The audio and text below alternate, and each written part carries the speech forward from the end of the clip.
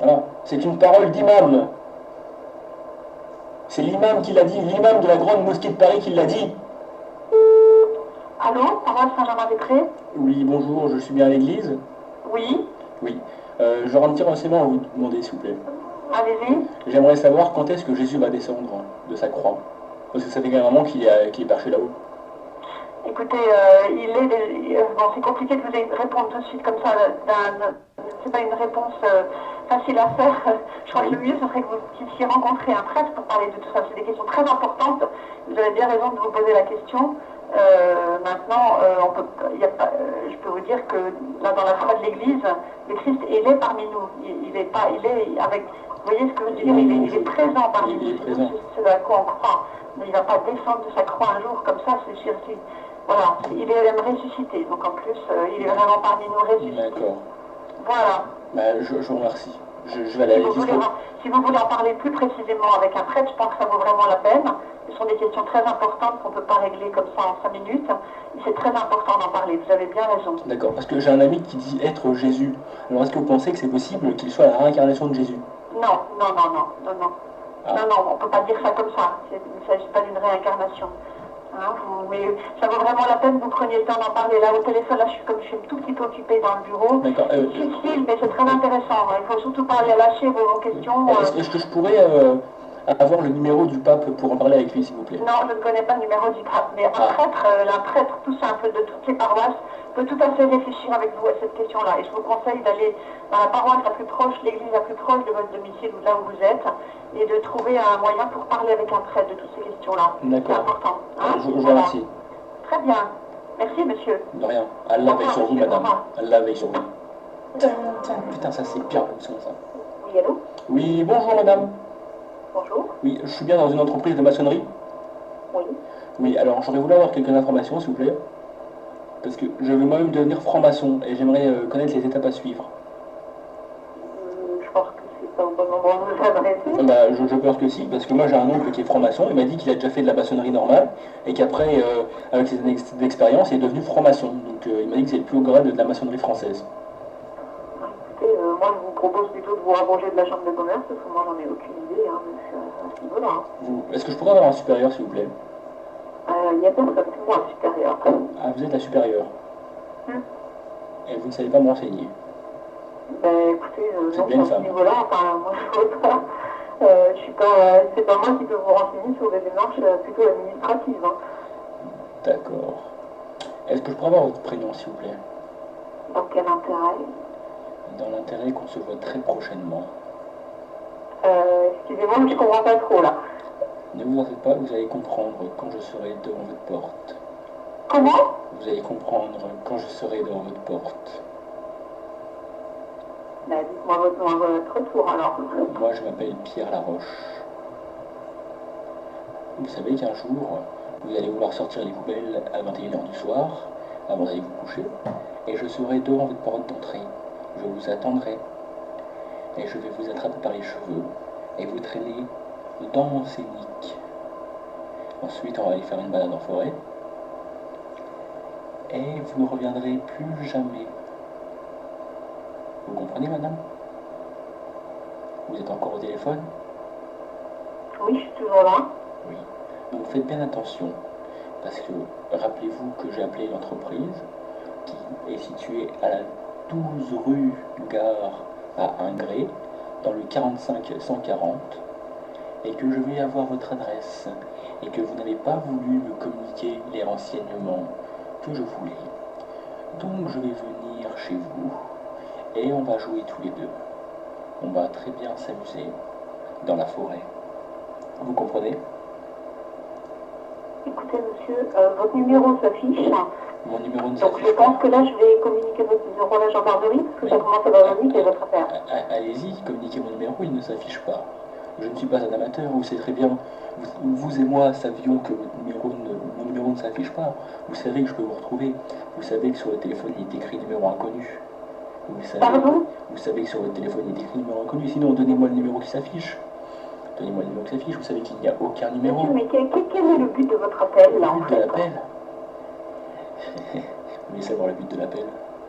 Pardon, Le monsieur? but de l'appel, c'est de trouver des jeunes femmes qui vivent sur Orléans et de les pister, de les suivre.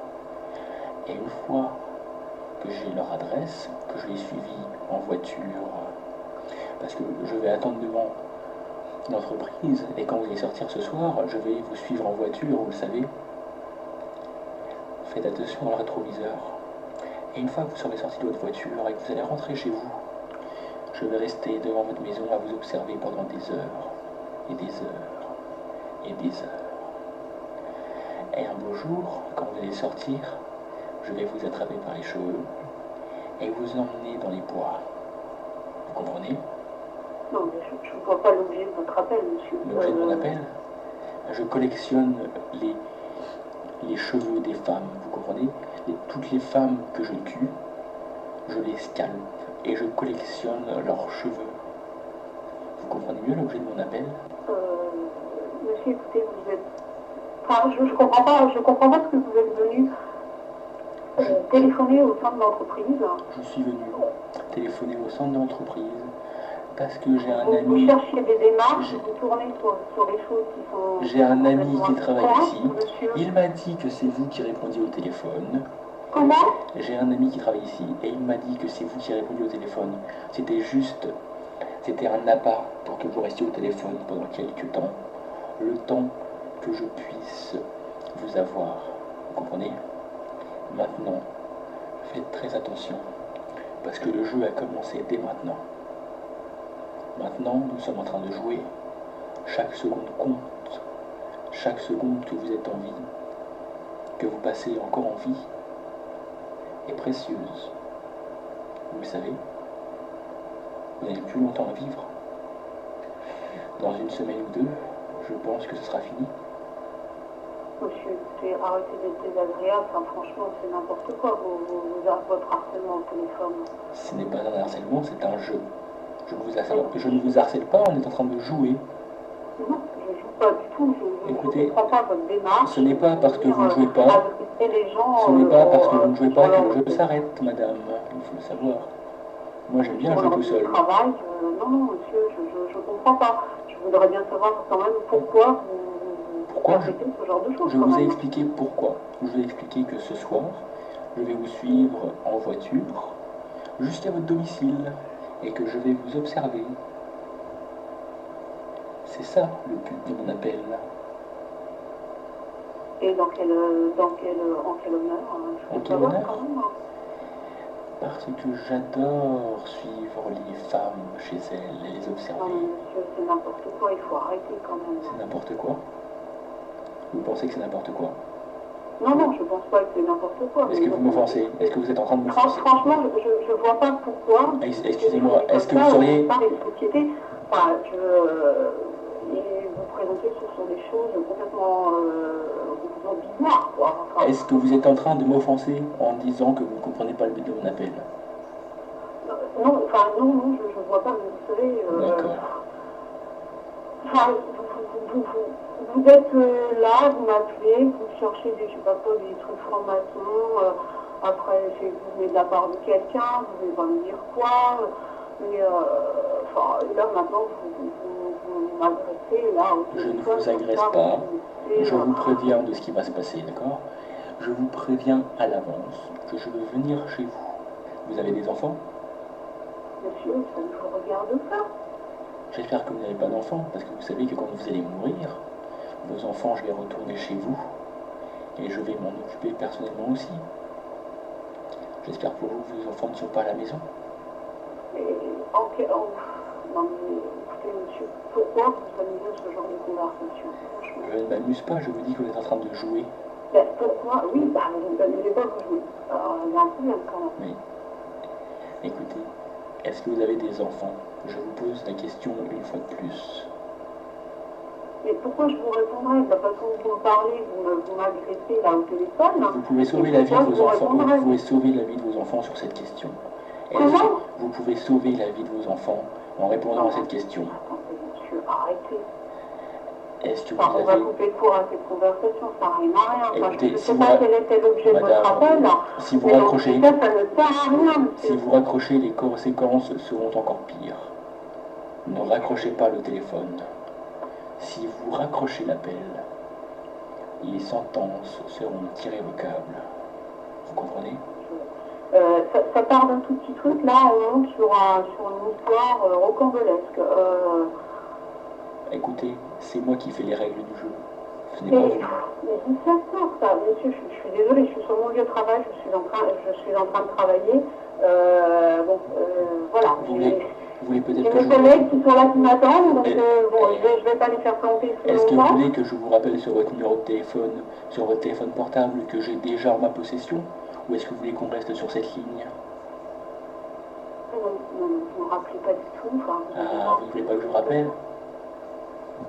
Mais moi ce soir, quand vous allez sortir du travail, je vais vous rappeler et je vais vous dire, regarde derrière toi au feu rouge. Et peut-être que je serai là, dans ma voiture. Et qu'est-ce que vous allez faire? Vous allez fuir, je vais vous rattraper. Et ensuite, qu'est-ce qui va se passer? Vous allez mourir. Je vais ensuite consulter vos papiers d'identité, avoir votre adresse. Je vais y aller, voir vos enfants qui vous attendent paisiblement en sortant de l'école, pensant que leur maman va rentrer. Mais ce ne sera pas leur maman, ce sera moi. Et j'irai les caresser dans leur sommeil, j'irai leur faire un bisou, je les regarderai dormir. Et le matin, quand ils se réveilleront, ils verront votre crâne étendu sur la table de la salle à manger. Vous comprenez? bah, j'ai pas de table de salle à manger, donc déjà ça va être difficile là. Ah, vous voulez jouer avec moi? Non, mais écoutez. Vous m'offensez encore? À quoi ça rime ça? Enfin, À quoi ça rime? Là, vous me téléphonez pour m'agresser. Je ne vous agresse pas. Pas encore. Pas physiquement. Mais ça va arriver. Ça va arriver. Je vais vous agresser physiquement. Et vous allez pleurer. Vous allez pleurer. Vous me comprenez? Parce qu'en plus, vous dites que vous n'avez pas de table de salle à manger. Vous me faites passer pour un idiot. C'est ça?